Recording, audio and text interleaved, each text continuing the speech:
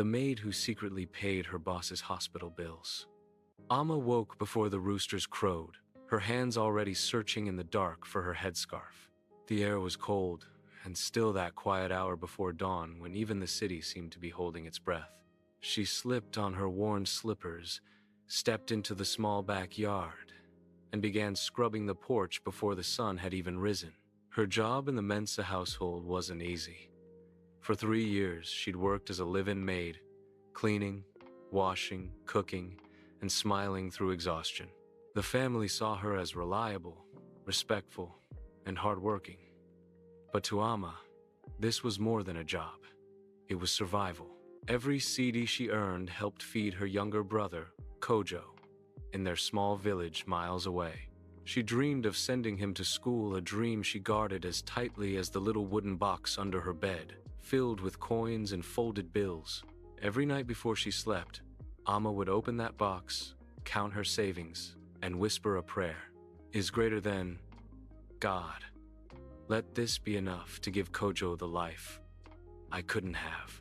One morning, as she served breakfast, she noticed something different about Madame Essie. Usually full of laughter and perfume, the madam looked pale and distracted. Her hands trembled slightly as she held her teacup. Amma hesitated but said softly, "Madam, are you all right?" Essie forced a smile. "I'm fine, Amma, just tired." But she wasn't fine. Later that day, Amma overheard her speaking in hushed tones on the phone.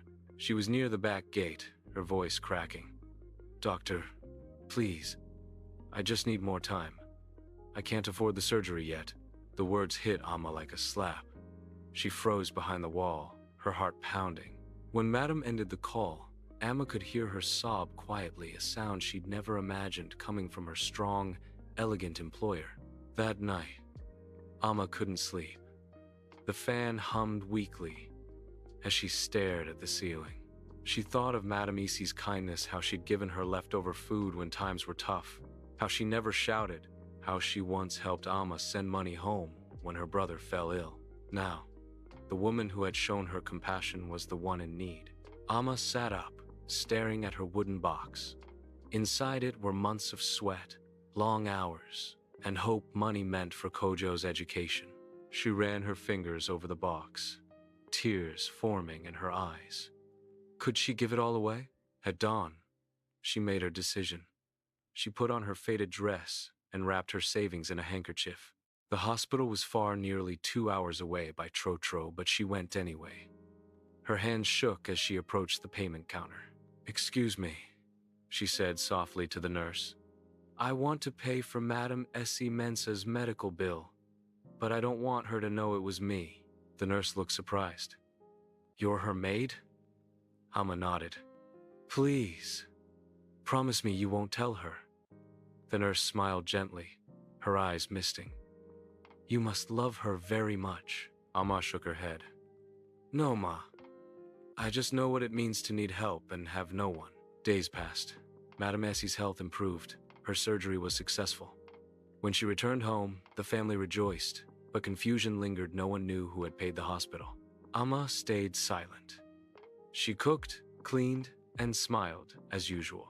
When Madame thanked God for the mystery angel who saved her life, Amma's eyes filled with tears, but she turned away quickly, pretending to wipe the table.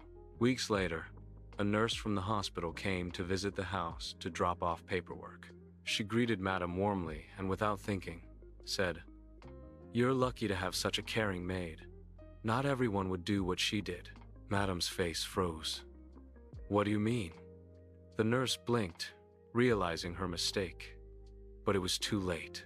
That evening, as Amma was washing dishes, Madame Essie entered the kitchen quietly. Her face was calm, but her eyes glistened. "Amma," she said softly. Amma turned.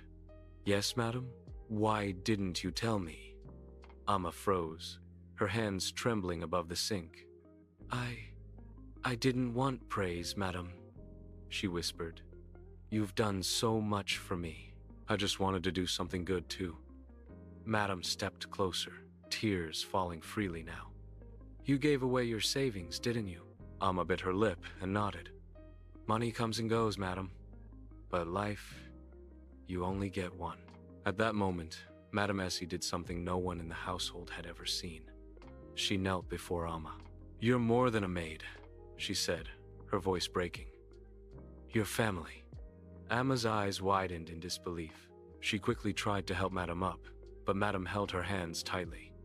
"From today, you will never lack anything again." Months later, Amma's life had changed completely. Madame Essie paid for Koja's education and enrolled Amma in evening school. She even helped her start a small catering business on weekends. On the day Kojo graduated from secondary school, Amma stood beside him, proud and teary-eyed. Madame Essie sat in the front row, clapping like a mother. When Kojo received his certificate, he turned to the audience, voice trembling. "I dedicate this to my sister Amma and to the woman who believed in her." The crowd clapped. Amma smiled through tears, remembering that old wooden box. Sometimes, blessings don't come from miracles, they come from hearts willing to give, even when they have little. And for Amma, that quiet act of kindness became the bridge between two worlds, one of wealth, one of struggle, proving that love and humanity can cross any divide.